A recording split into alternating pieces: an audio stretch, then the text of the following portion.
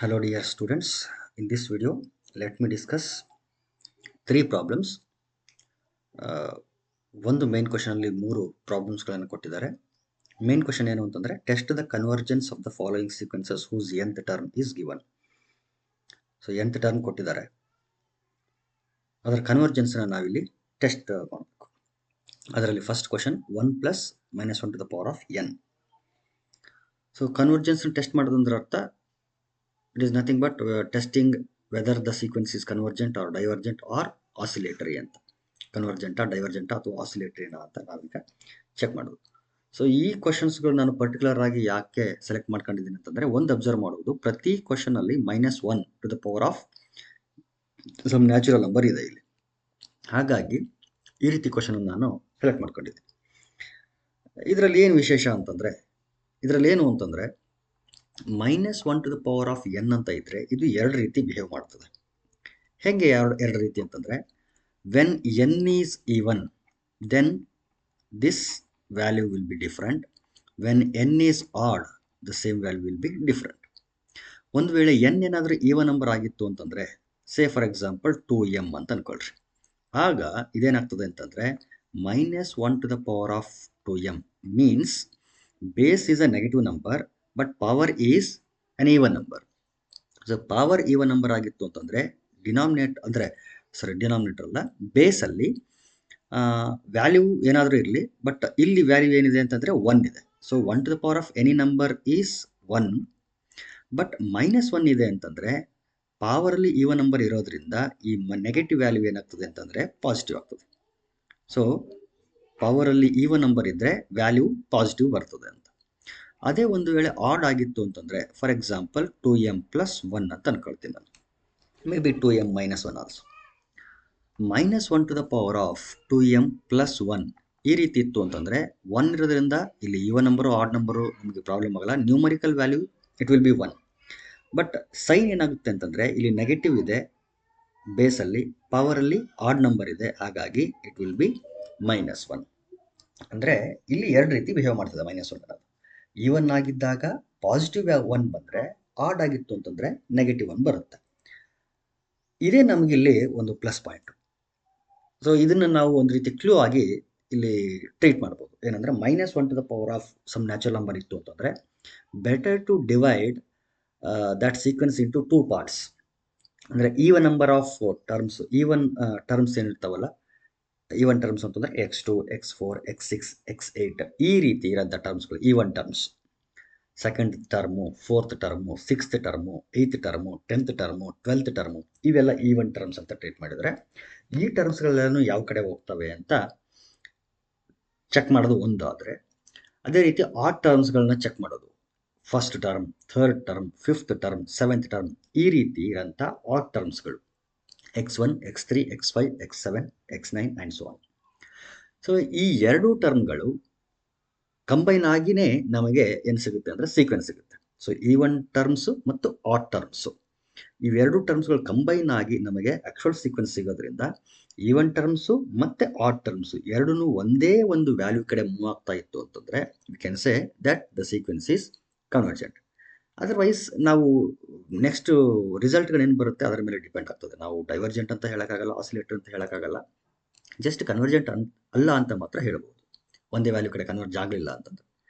So ಏನು ಹೇಳ್ತಿದ್ದೀನಿ ಅಂತಂದರೆ, ಇಲ್ಲಿ -1 to the power of some even number ಬಂದಿತ್ತು ಅಂತ, -1 to the power of some natural number ಬಂದಿತ್ತು ಅಂತಂದರೆ better to divide that into even term and odd terms. So ಈ ರೀತಿ ಚೆಕ್ ಮಾಡೋದು ಒಂದು ಕ್ಲೂ ಅಂತ ನಾವು ಟ್ರೀಟ್ ಮಾಡ್ಬೋದು. ಇಲ್ಲಿ ನಾನು ಅದನ್ನೇ ಮಾಡ್ತೀನಿ. If this is xn, so xn equal to 1 plus -1 to the power of n ಇದಾಗಿತ್ತು ಅಂತಂದರೆ ಇದನ್ನು ನಾನು ಎರಡು ರೀತಿ ಸಪ್ರೇಟ್ ಮಾಡ್ತೀನಿ. xn equal to 1 plus -1 to the power of n ಇದೆ. ಈಗ ಆಡ್ ಟರ್ಮ್ಸ್ಗಳು ಯಾವ ಕಡೆ ಹೋಗ್ತದೆ, ಈವನ್ ಟರ್ಮ್ಸ್ಗಳು ಯಾವ ಕಡೆ ಹೋಗ್ತದೆ ಒಂದು ಸಾರಿ ಚೆಕ್ ಮಾಡೋಣ. ಕನ್ಸಿಡರ್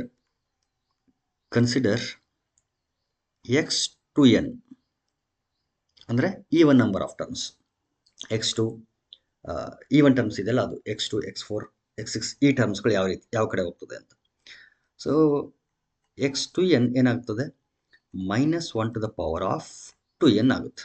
ಇಲ್ಲಿ 2n ಅಂತ ಬರೀಬೇಕಾಗಿಲ್ಲ, may be you can write it as 2m also. 2n ಅಂತ ಬರ್ತಿದ್ದೀನಿ ನಾನು. So it is nothing but 1 plus -1 to the power of an even number will give us 1. So 1 plus 1, so it is 2. ಅಂದರೆ ಅರ್ಥ even ಟರ್ಮ್ಸ್ಗಳೆಲ್ಲನೂ ಯಾವ value ಕಡೆ ಹೋಗ್ತವೆ ಅಂತಂದರೆ 2 value ಕಡೆ ಹೋಗ್ತದೆ ಅಂತ. ಸಿಮಿಲರ್ಲಿ, ಅಥವಾ ನಾನು ಇದನ್ನು ಹಿಂಗೂ ಬರಿಬೋದು, limit x to n as n tends to infinity is equal to 2.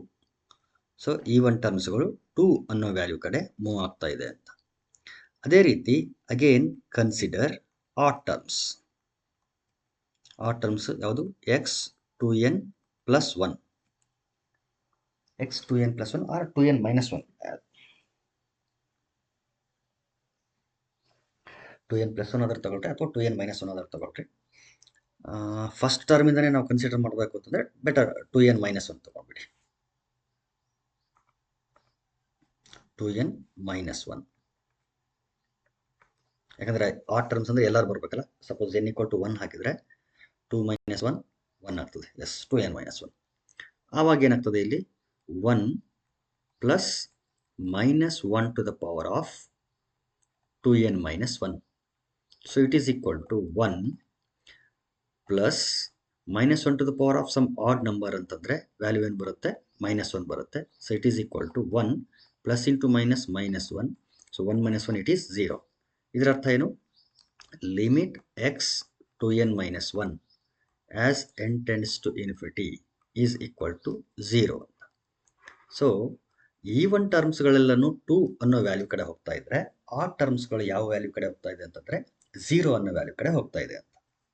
ಹಾಗಾಗಿ ಇದು ನಾನು ಈ ಎರಡು ಲಿಮಿಟ್ಗಳಿಂದ ನಾನೇನು ಕನ್ಕ್ಲೂಡ್ ಮಾಡ್ಬೋದು ಅಂತಂದರೆ, we can conclude that this sequence is, the given sequence is oscillatory, finitely oscillatory.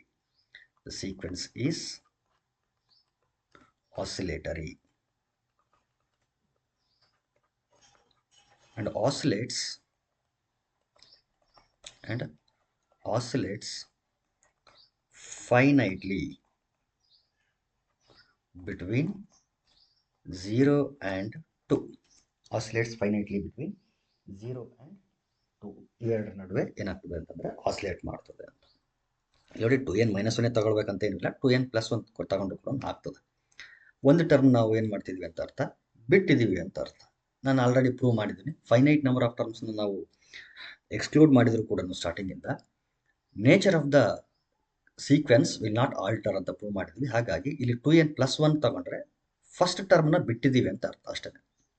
ಯಾಕಂದರೆ n equal to 1 ಹಾಕಿದಾಗ 3 ಇಂದ ಶುರುವಾಗ್ತದೆ. 2n plus 1 ತಗೊಂಡ್ರೆ x3 ಇಂದ ಸ್ಟಾರ್ಟ್ ಆಗ್ತದೆ. x2 ಇಲ್ಲಿ ಒಂದಿರ್ತದೆ, x3 ಇಲ್ಲಿ ಇರ್ತದೆ. ಒಂದು ಟರ್ಮ್ ನಾವು ಬಿಟ್ಟಿದ್ದೀವಿ ಅಂತ ಅರ್ಥ. ಒಂದಲ್ಲ, ಫೈನೈಟ್ ಟರ್ಮ್ಸ್ ಬಿಟ್ಟರು ಕೂಡ ನೇಚರಲ್ಲಿ ಯಾವುದೇ ರೀತಿ ಚೇಂಜಸ್ ಆಗಲ್ಲ. ಸೊ 2n minus 1 ಆದ್ರೆ ತಗೊಳ್ಳಿ ಅಥವಾ 2n plus 1 ಆದ್ರೆ ತಗೊಳ್ರಿ, ಏನು ಪ್ರಾಬ್ಲಮ್ ಆಗಲ್ಲ, ಅಂಥ ಪ್ರಾಬ್ಲಮ್ ಏನಾಗಲ್ಲ. ಇನ್ನೊಂದು ರೀತಿ ಇದನ್ನು ನಾವು ಅನಲೈಸ್ ಮಾಡ್ಬೋದು. ಯಾವ ರೀತಿ ಅಂತಂದರೆ, ಆ್ಯಕ್ಚುಯಲ್ ಟರ್ಮ್ಸ್ಗಳು ಯಾವ ರೀತಿ ಇದೆ ಅಂತ ಒಂದ್ಸರಿ ನೋಡ್ರಿ. x1 ಏನಾಗ್ತದೆ, 1 minus 1 0, first term is 0. x2 1, ಇಲ್ಲಿ ಈವನ್ ನಂಬರ್ ಬಂದಿರೋದ್ರಿಂದ ಇದು +1 ಆಗ್ತದೆ. 1 plus 1 is 2. x3 again 0, x4 2, next 0 2 0 2, ಈ ರೀತಿ ಆಸಿಲೇಟ್ ಆಗ್ತಾ ಇರ್ತದೆ. ಹಾಗಾಗಿ this sequence is an oscillatory sequence and the sequence oscillates finitely in between 0 and 2 ಅಂತ ಹೇಳ್ತೀವಿ. So next we shall move towards the second question. ಯಾವುದು ಅಂತಂದರೆ n plus -1 to the power of n whole divided by n ಇರಲಿ. Okay, second question ಕಡೆ move ಆಗೋಣ ಅಂತ. Second ಕ್ವೆಶನ್ನಲ್ಲಿ xn is equal to n plus -1 to the power of n divided by n. So -1 to the power of n ಇದೆ ಅಂತಂದರೆ better to divide this into two parts, even terms and odd terms.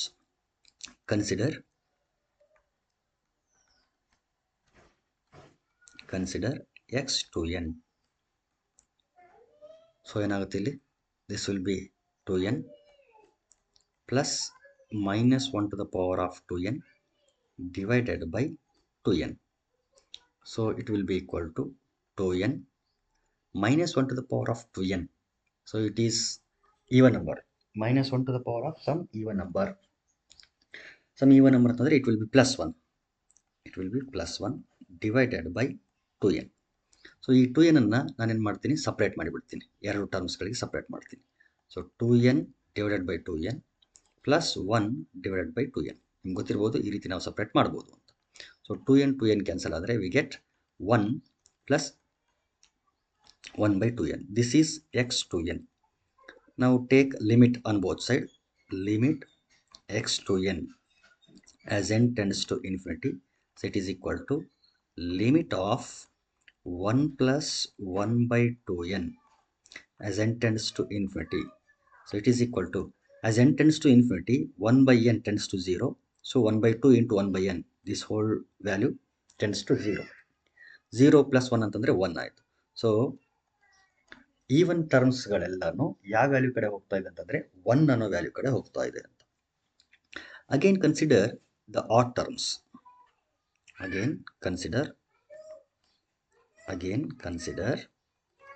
odd terms, that is x to n plus 1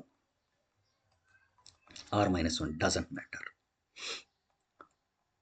2 into ನೋಡಿ n place ಅಲ್ಲಿ 2n plus 1 ಹಾಕ್ಬೇಕು ನಾನಿಲ್ಲಿ. 2n plus 1 plus minus 1 to the power of 2n plus 1 whole divided by 2n plus 1.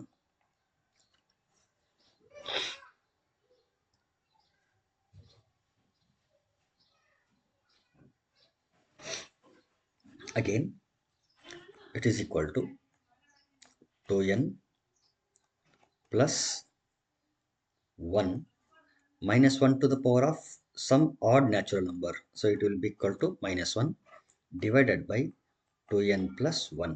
So plus 1 minus 1 gets cancelled. We get 2n divided by 2n plus 1.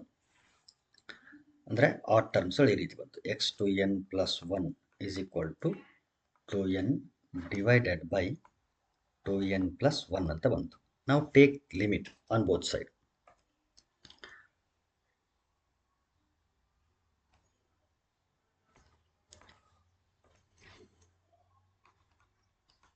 Limit x to n plus 1 as n tends to infinity is equal to limit 2n divided by 2n plus 1 as n tends to infinity.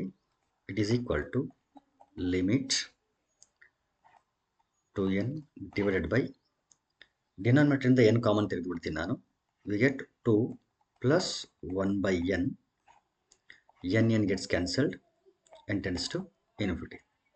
As n tends to infinity, this 1 by n which is in the denominator tends to 0. So we get numerator ಅಲ್ಲಿ 2 ಉಳಿದಿದೆ, denominator ಅಲ್ಲೂ ಕೂಡ 2 ಉಳಿತದೆ, ಯಾಕಂದ್ರೆ ಇಲ್ಲಿ 0 ಆಯಿತು. 2 plus 0 is 2. So 2 ones are 2 ones are, we get 1. Even number of terms ಕೂಡ 1 ಅನ್ನೋ ವ್ಯಾಲ್ಯೂ ಕಡೆ ಹೋಗ್ತಾ ಇದೆ. ಆಡ್ ಟರ್ಮ್ಸ್ಗಳು ಕೂಡ 1 ಅನ್ನೋ ವ್ಯಾಲ್ಯೂ ಕಡೆ ಹೋಗ್ತದೆ. ಈವನ್ ನಂಬರ್ ಆಫ್ ಟರ್ಮ್ಸ್ ಅಲ್ಲ, ಈವನ್ ಟರ್ಮ್ಸ್. ಈವನ್ ಟರ್ಮ್ಸ್ಗಳು 1 ಕಡೆ ಹೋಗ್ತಾ ಇದೆ, ಆಡ್ ಟರ್ಮ್ಸ್ಗಳು ಕೂಡ 1 ಕಡೆ ಹೋಗ್ತಾ ಇರೋದ್ರಿಂದ we can say that this sequence is convergent sequence. This implies the sequence is convergent and converges to 1.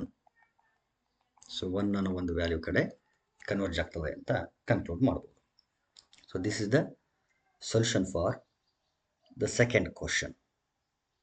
Now we shall move towards the third question, that is third problem.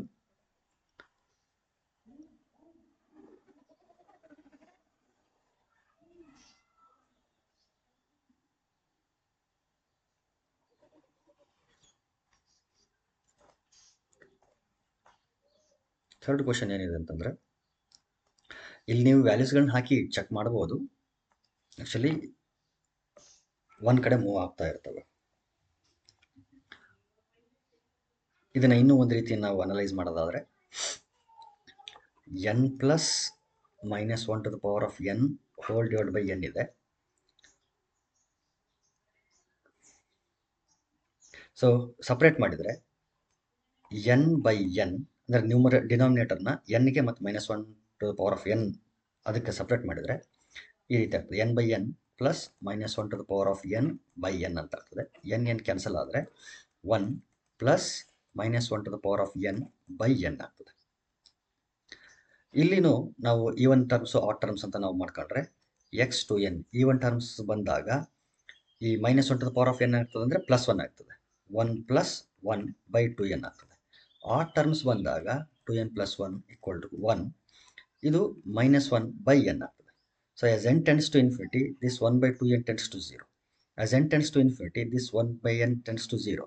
So ಇಲ್ಲಿ 1 plus 0 is 1, 1 minus 0 is also 1. So ಈ ರೀತಿ ಕೂಡ ಅದೇ ಕ್ವಶನನ್ನು ನಾವು analyse ಮಾಡ್ಬೋದು. So ಅದು simplification analysis ಏನಂತಂದರೆ ನಿಮ್ಮ ಕೈಯಲ್ಲಿರೋಂಥದ್ದು. ಯಾವ ರೀತಿ ಬೇಕಾದ್ರೆ ನೀವು ಆಟ ಆಡ್ಬೋದು ಅದನ್ನು. ಬಟ್ ಏನು ಅಂತಂದರೆ ಕಂಪ್ಲೀಟ್ ಕಾಂಪ್ರಿಹೆನ್ಷನ್ ಆಗಿರ್ಬೇಕು ಅಷ್ಟೇ. ಕಾನ್ಸೆಪ್ಟ್ ಕಾಂಪ್ರಿಹೆನ್ಷನ್ ಆಗಿತ್ತು ಅಂತಂದರೆ ಯಾವ ರೀತಿನಾದರೂ ನೀವು ಸಾಲ್ವ್ ಮಾಡ್ಬೋದು ಲಾಜಿಕಲಿ. ಥರ್ಡ್ ಕ್ವಶನ್ ಏನಿದೆ ಅಂತಂದರೆ minus 1 to the power of n minus 1 whole divided by n. This is xn. This is xn.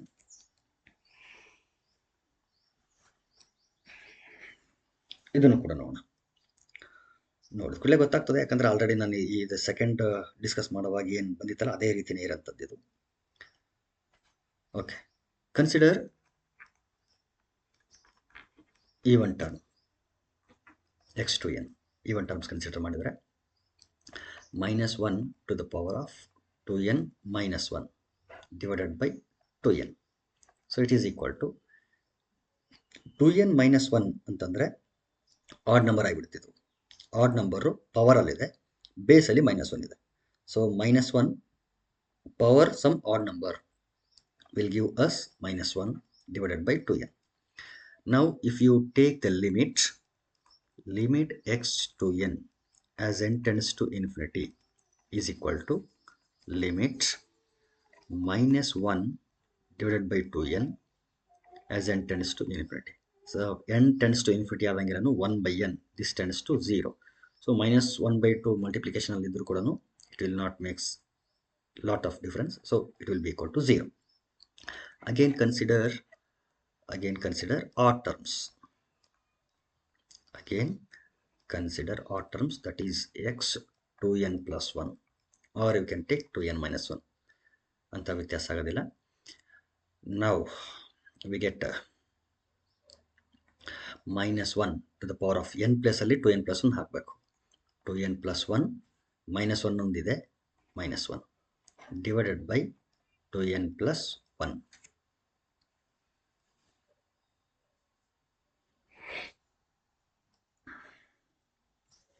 Now plus 1 minus 1 gets cancelled, so it is equal to minus 1 to the power of even number divided by 2n plus 1. So it is equal to 1 divided by 2n plus 1. Now take limit x to n plus 1 as n tends to infinity